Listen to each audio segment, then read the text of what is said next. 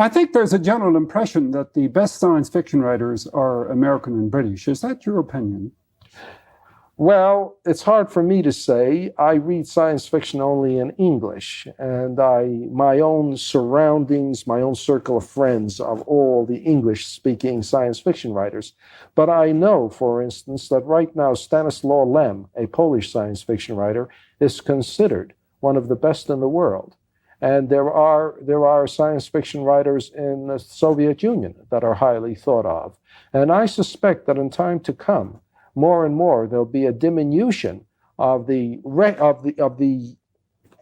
English-speaking domination of the field. More and more we will be aware of non-English science fiction.